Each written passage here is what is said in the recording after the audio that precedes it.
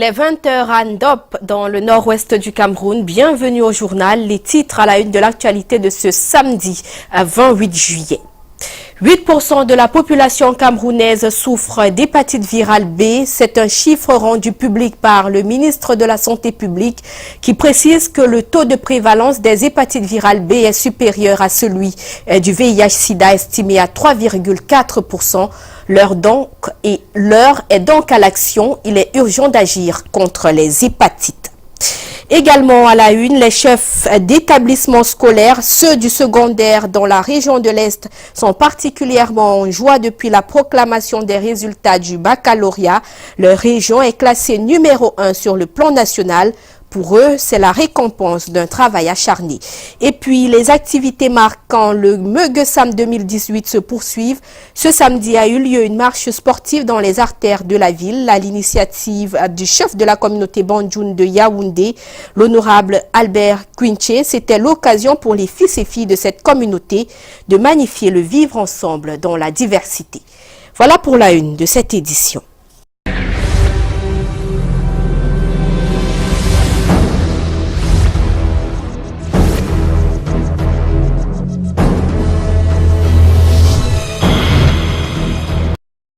Bonsoir à toutes et à tous. Ouvrons cette édition en santé. 8% de la population camerounaise souffre d'hépatite virale B. C'est un chiffre rendu public par le ministre de la Santé publique qui précise que le taux de prévalence des hépatites virales B est supérieur à celui du VIH-Sida, estimé lui à 3,4%.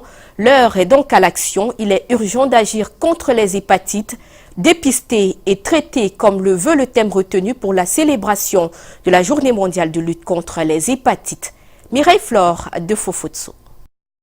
Le dépistage reste le seul moyen de connaître son statut. C'est seulement ainsi que peuvent être évitées les complications liées aux hépatites, telles les cirrhoses et cancers de foie. L'hépatite virale B et C, c'est un des facteurs pourvoyeurs de ce qu'on appelle les cirrhoses et les cancers du foie, dont la fréquence au sein de la population, elle varie entre 8% pour l'hépatite B, à parfois 18% dans certaines régions et environ 3% l'hépatite C.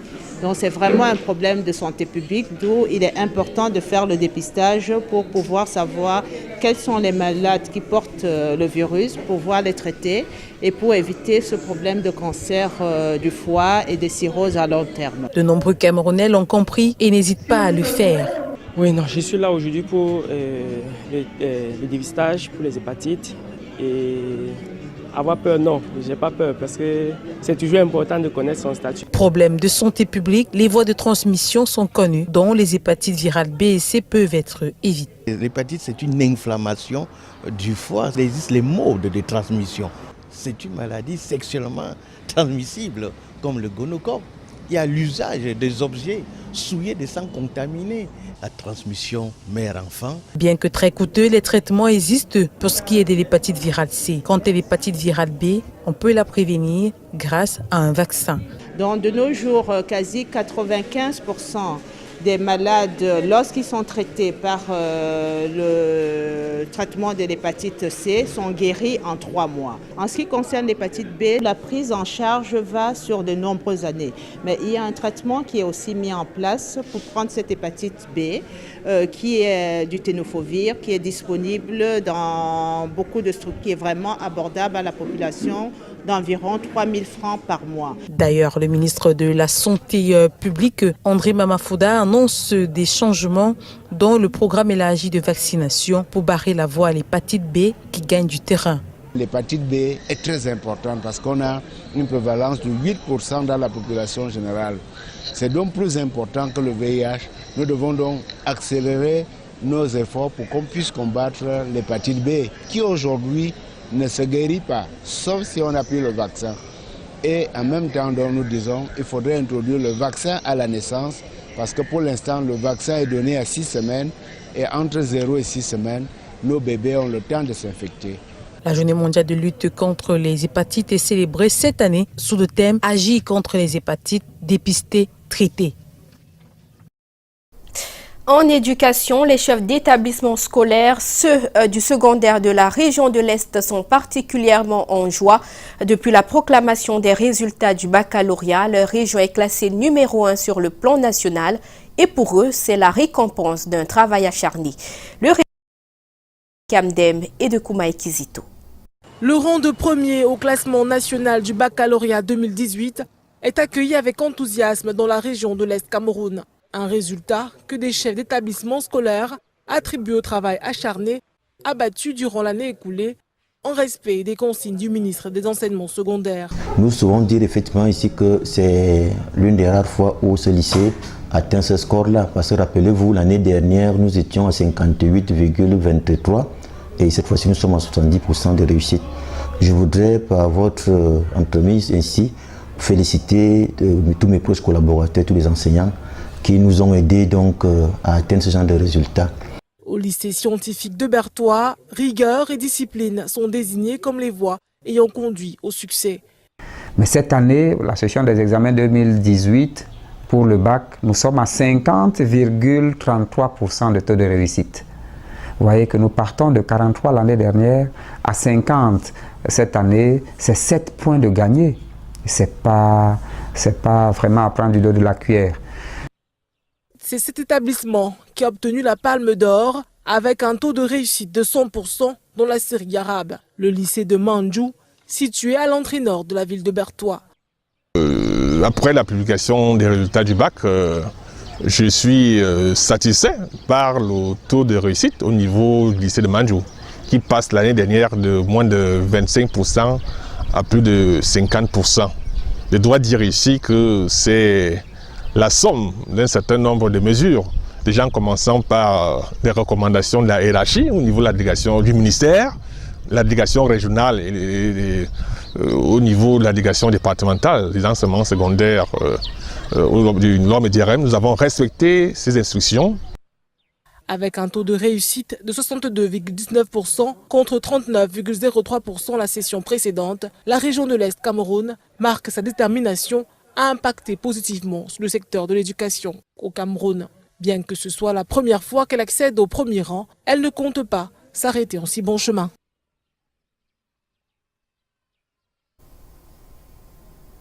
Toujours en éducation, comment pousser les jeunes à s'investir dans l'auto-emploi et la création d'entreprises? La question était au centre d'une journée dédiée à l'entrepreneuriat jeune ce samedi. C'était au campus de l'université de Douala. Parmi les jeunes, nos reporters Patrick Christian Dobo et Henri Tinda. Des jeunes bien formés, capables de s'auto-employer et surtout de créer de l'emploi, c'est un objectif de plus en plus partagé dans l'environnement éducatif et économique national. Le temps d'une journée consacrée à l'entrepreneuriat jeune, le centre d'incubation de la faculté du génie industriel de l'université de Douala encourage la jeunesse à se prendre en charge. Vous voyez que le ministère des petites et moyennes entreprises, de l'économie sociale et de l'artisanat est bien là.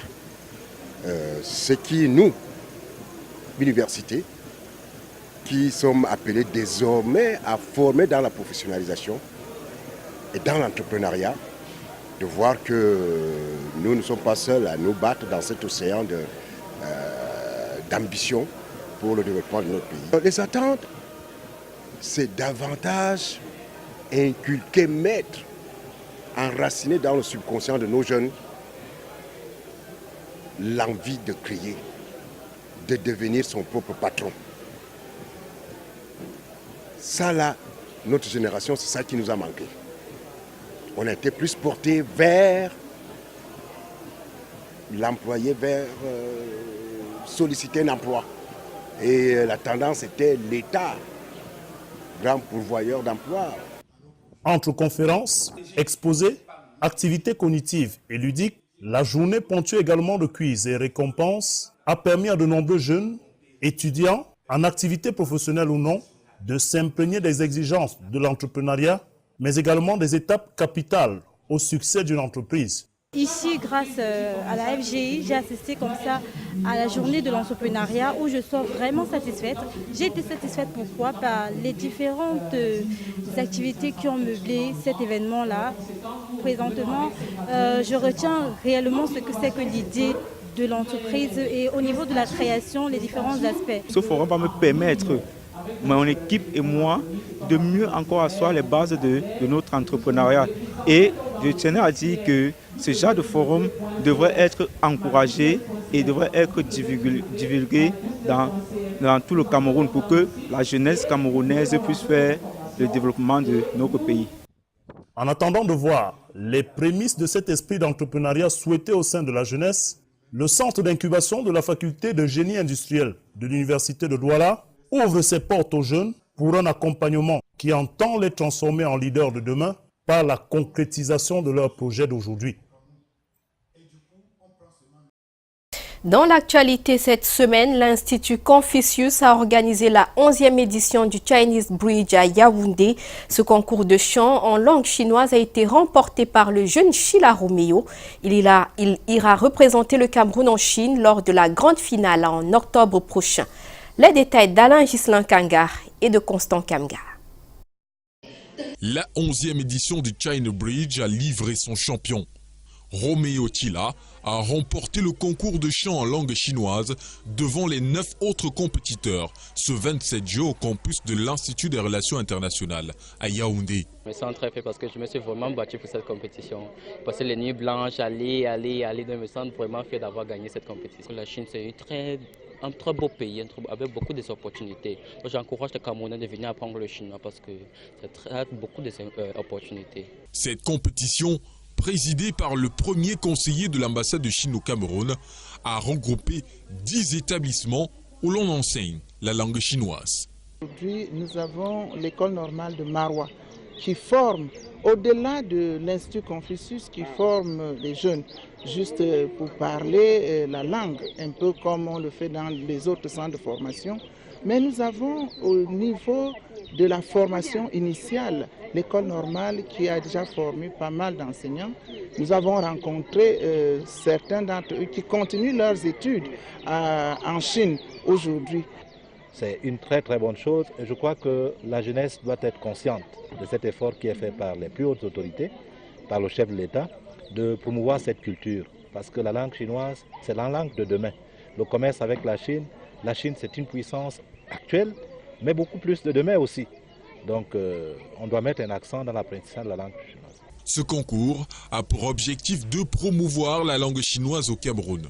Les 2 premiers de cette édition iront représenter le Cameroun en Chine lors de la grande finale de la Chinese Bridge prévue en octobre prochain. Une note dans l'actualité, le directeur général de l'École nationale d'administration et de magistrature ENAM communique conformément aux dispositions des arrêtés du ministre de la fonction publique et de la réforme administrative portant ouverture des concours d'entrée à l'ENAM au titre de l'année académique 2018-2019. La plateforme des inscriptions en ligne sera était fermée hier vendredi 27 juillet 2018 à minuit. Toutefois, la réception des dossiers et leur traitement matériel en vue de leur validation se poursuivront jusqu'au lundi 30 juillet 2018 à l'ENAM et dans les délégations régionales du MINFOPRA à 17h précise un communiqué signé du directeur général de l'ENAM. En littérature à présent, un officier supérieur de l'armée camerounaise apporte sa contribution à l'intégration de l'Afrique par le chemin de fer. C'est la vision principale pour 2050 contenue dans un ouvrage dédicacé cette semaine à Yaoundé. Les détails sont ceux de Brand Kamgar et de Samuel Bounis. C'est par le rail que se fera l'intégration régionale de l'Afrique. Durant Castron 10 mois en a la ferme conviction. Laquelle conviction a poussé cet officier supérieur de l'armée de l'air camerounaise à explorer le réseau ferroviaire en Afrique conçu par le colon. Les lignes sont restées pratiquement les mêmes depuis le 19e siècle. Le rail vu de l'espace. On se rend tout simplement compte que ce réseau est quasiment identique. Ce qui nous fait croire et nous a fait dire à contre-cœur qu'aujourd'hui le ferroviaire en Afrique a connu ses heures de gloire pendant la période coloniale.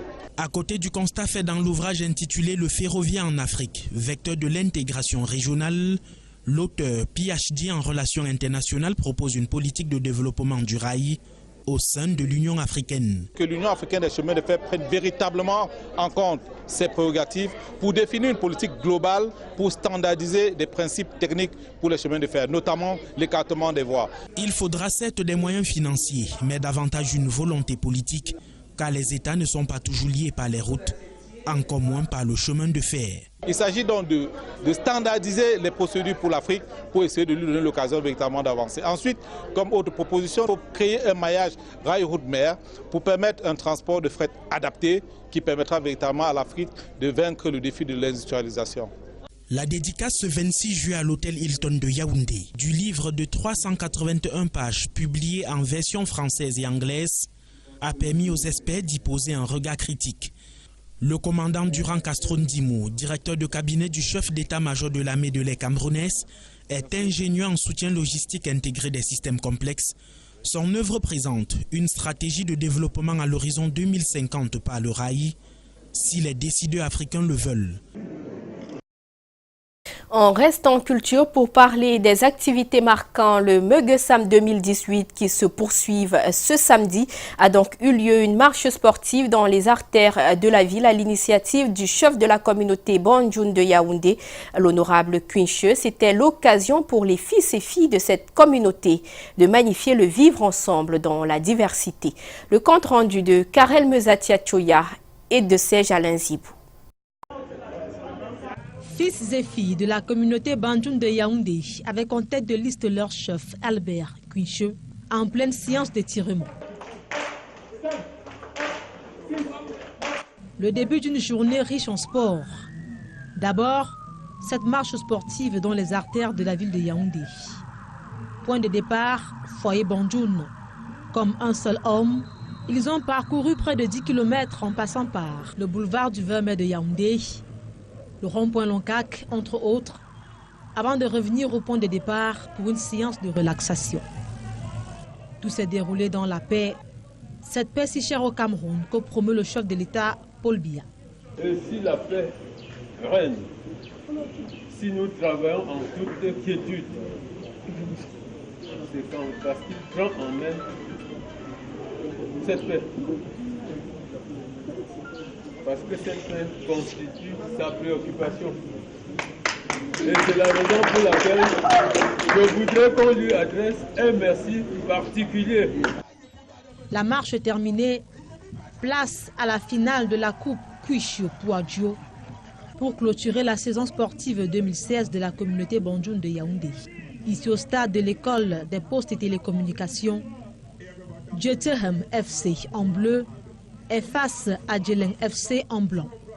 90 minutes âprement discutées et les Bleus ont eu raison sur les Blancs. Score final, 2 buts contre 0. Et c'est le moment de remettre trophées et autres récompenses aux meilleurs. Match qui s'est déroulé en présence des invités spéciaux, à l'instar de Michel Kaham, ancien lion indomptable et bien d'autres.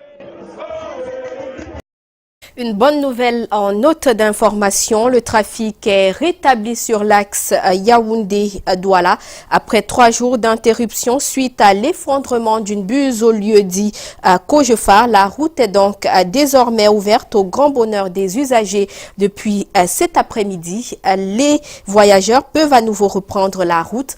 Ainsi s'achève donc 3 jours de calvaire qui ont causé de nombreux désagréments. Et puis au bas de ce journal, les grandes soldes se poursuivent dans les prêt-à-porter Stella. Le magasin offre à très bas prix des costumes, robes, ensembles tailleurs, mais aussi des chaussures et des sacs. De quoi refaire votre garde-robe et de rester élégamment différent. Brand Kamga fait un tour dans les prêt-à-porter Stella. Le temps passe. La clientèle éprouve du plaisir à renouveler sa garde-robe chez les prêt-à-porter Stella. Il y a du nouveau et du bon chaque jour au quartier Etouameki à Yaoundé. J'ai regardé la télé et puis il y avait des stockages chez Stella. Alors je suis arrivé et j'ai trouvé ce que je cherchais. C'est formidable chez Stella. Venez tous, vous allez prendre quelque chose de formidable avec vous. Il y en a pour tous les goûts. Des vêtements de qualité pour dames, des chaussures de marque et surtout des costumes messieurs à des prix cadeaux. C'est pour la troisième fois que je reviens ici, chaque fois qu'il y a des stockages. Par exemple, ce matin, je suis arrivé, j'ai pris 3 super costumes à des prix imbattables, 85 000 francs l'unité. 85 000, c'est vraiment donné. C'est donné. Et c'est pourquoi je reviens. Et vous reviendrez? Et je reviendrai de temps en temps avec mon épouse. Car pour les femmes, le déstockage massif chez Stella donne à s'offrir des robes et autres tailleurs haut de gamme avec des prix au rabais. Tenez par exemple ce corsage à volant. Il coûte seulement 25 000 francs. Porté sur ce leggings qui vaut lui aussi 25 000 francs. C'est dire qu'à 50 000 francs, vous aurez une très très belle tenue. Les prêt-à-porter Stella réservent un séjour des plus agréables à sa clientèle et résultat des courses, chacun trouve son compte. C'est l'euphorie totale. Les clients sont satisfaits par ce déstockage avant fermeture pour travaux, mais aussi satisfaits parce que nous comblons leurs désirs vestimentaires. Et les clients, nouveaux ou anciens, trouvent si bien les mots pour le dire, Stella, c'est la classe. Comme disent souvent les Anglais, une Stella we trust. Avec ce déstockage, les prix sont tout simplement waouh. Le meilleur choix, c'est Stella. Encore un mois jusqu'au 31 août 2018 pour s'offrir des vêtements, chaussures, chemises, cravates et de la lingerie de marque à vil prix chez Stella avant fermeture pour... Et c'est la fin du journal. Merci de votre fidélité. Prenez rendez-vous avec les programmes de l'information demain à 9h la rétro, 11h30 Canal Presse. Quant à moi, j'aurai le plaisir de vous retrouver à 20h. Bonne soirée à tous.